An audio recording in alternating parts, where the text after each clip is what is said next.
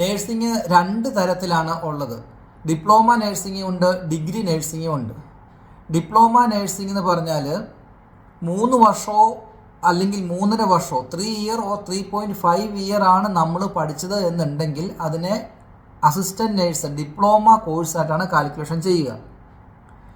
4 year or above ആണ് നമ്മൾ പഠിച്ചത് എന്നുണ്ടെങ്കിൽ മാത്രമാണ് അതിനെ ഡിഗ്രി കോഴ്സായിട്ട് കാൽക്കുലേഷൻ ചെയ്യുകയുള്ളൂ. അപ്പം ഡിഗ്രി കോഴ്സ് പഠിച്ചാൽ നമുക്ക് രജിസ്റ്റേർഡ് നേഴ്സായിട്ടും ഡിപ്ലോമ കോഴ്സ് പഠിച്ചാൽ നമുക്ക് അസിസ്റ്റൻറ്റ് നേഴ്സായിട്ടുമാണ് ജോലി ചെയ്യാനായിട്ട് പറ്റുക.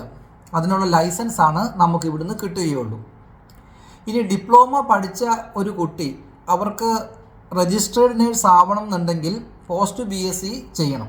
പോസ്റ്റ് BSc ചെയ്യുക എന്ന് പറഞ്ഞാൽ നമ്മൾ ഡിപ്ലോമ കഴിഞ്ഞ് 2 രീതിയിൽ പോസ്റ്റ് BSc നമുക്ക് ചെയ്യാൻ പറ്റും. അതായത് ഡിപ്ലോമ കഴിഞ്ഞ ഉടനെ തന്നെ നമ്മൾ പോസ്റ്റ് BScക്ക് അഡ്മിഷൻ എടുക്കുകയും 2 ഇയറിൻ്റെ പോസ്റ്റ് BSc കോഴ്സ് ചെയ്യുകയും ചെയ്ത് കഴിയുമ്പം അതൊരു കണ്ടിന്യൂസ് എഡ്യൂക്കേഷൻ ആവുകയും അതിന് നമുക്ക് പോസ്റ്റ് BSc കഴിഞ്ഞിട്ട് RN തന്നെ വർക്ക് ചെയ്യാൻ പറ്റും.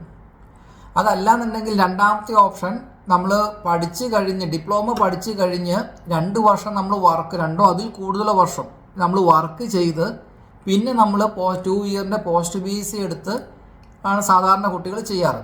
അങ്ങനെ ചെയ്യുമ്പോൾ ഈ 2 വർഷത്തെ പോസ്റ്റ് BSc കഴിഞ്ഞതിന് ശേഷം പിന്നെയും 2 ഇയർ എക്സ്പീരിയൻസ് സർട്ടിഫിക്കറ്റ് നമുക്ക് കാണിക്കേണ്ടി വരും.